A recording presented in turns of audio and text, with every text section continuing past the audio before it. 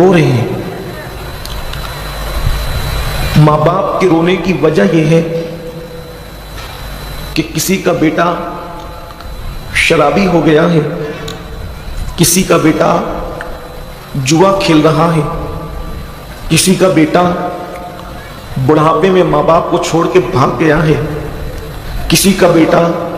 چوری کر کے یا کسی کا مرڈر کر کے جیل میں پڑا ہوا ہے، کسی کا بیٹا ماں باپ کو بھیک مانگنے پہ مجبور کر رہا ہے، کسی کا بیٹا شادی ہونے کے بعد اپنی بیوی کے ساتھ اس کے سسرال میں رہنے لگا ہے۔ یعنی کہ یہ ہر گھر کی کہانی ہے، کسی کے کم کسی کے زیادہ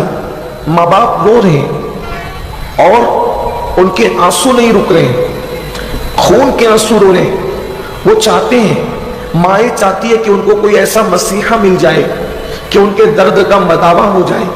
بہنیں چاہتی ہے کہ ہمارا کھویا ہوا بھائی ہمیں پھر سے واپس مل جائے، ماں باپ چاہتے ہیں ہمارا بچہ ہمیں پھر سے واپس مل جائے۔ وہ چوری چھوڑ دے، وہ بدکاری چھوڑ دے،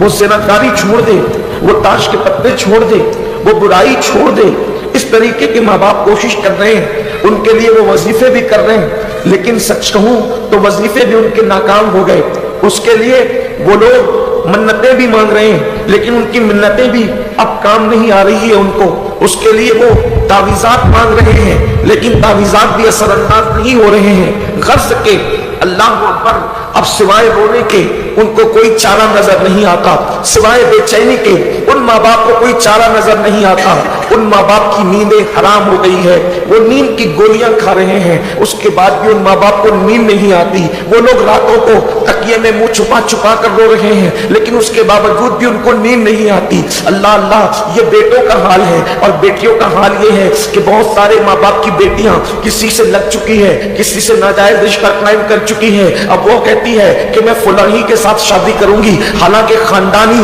معاملات بھی اتنے اچھے نہیں، کاروباری معاملات بھی لڑکے کے اچھے نہیں،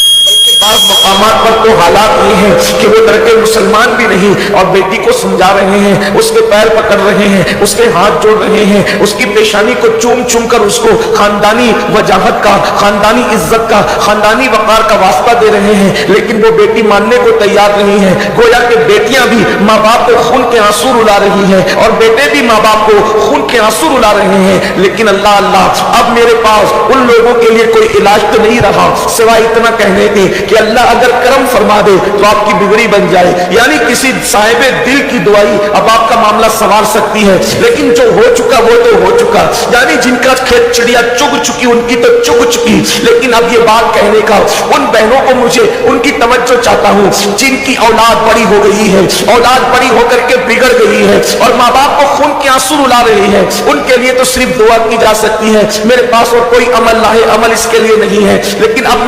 میری بہنوں کی، ان بہنوں کی میں توجہ چاہتا ہوں جن کی اولاد بڑی نہیں ہوئی ہے، جن کی اولاد جوان نہیں ہوئی ہے، جن کی اولاد بگڑی نہیں ہے، بلکہ ابھی ان کے بچے چھوٹے ہیں اور وہ مائیں اور بہنیں جوانی میں ہیں۔ اب میری ان بہنوں کی میں توجہ چاہتا ہوں، میری بہنوں کیا تم بھی یہی چاہتی ہو کہ جیسے بڑھاپے میں وہ بوڑھی عورتیں بگڑی ہوئی اولاد کے لیے رو رہی ہے، بگڑے ہوئے بیٹے اور بیٹی کے لیے رو رہی ہے، بڑھاپے میں جب تمہاری اولاد جوان ہو جائے تو اسی طرح تم بھی رو، اسی طرح تم بھی گڑ گڑاؤ، اسی طرح تم بھی خون کے آنسو رو۔ اگر میری جوان بہنوں تم یہ نہیں چاہتی کہ بڑی ہونے کے بعد تمہاری اولاد بھی تمہیں خون کے آنسو رلائے اور تمہیں تڑپائے، تمہیں چھوڑ کر کے چلی جائے، اگر تم یہ چاہتی ہو کہ تمہاری اولاد تمہارے ساتھ ایسا نہ کرے جیسا کہ آج کے بوڑھوں کے ساتھ ہو رہا ہے، تو میری بہنوں تمہیں آج ایک کام کرنا ہوگا اور بہت سنجیدگی سے پوری گفتگو سننی ہوگی۔ آپ کیا سوچتی ہیں اگر کسی کا بیٹا شرابی ہوا ہے تو کیا صرف اس شرابی کا قصور ہے؟ کسی کا بیٹا زنا اور بدکاری میں ڈوبا ہے تو کیا اس بدکار کا قصور ہے؟ کسی کا بیٹا چور اور ڈکیت ہو گیا ہے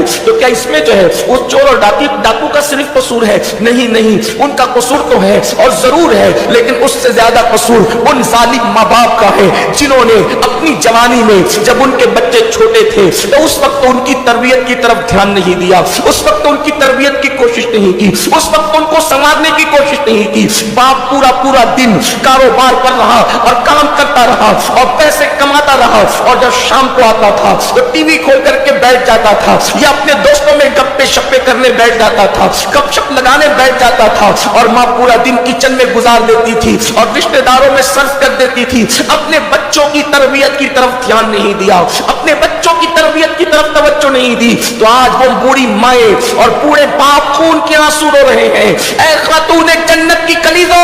अभी पाला तुम्हारे हाथ में है, अभी मौका तुम्हारे हाथ में है कि तुम्हारे बच्चे छोटे हैं, अब तुम उस मंजिल से बचना चाहती हो तो मेरा ये मशवरा है, सुन्नी दावत इस्लामी के हुबली के इज्तिमा के अंदर ये मशवरा है कि मेरी बहनों, अगर तुम इस नुकसान से बचना चाहती हो तो अपने बच्चों की सही तरबियत करो, अपने बच्चों की अच्छी तरबियत करो। और आज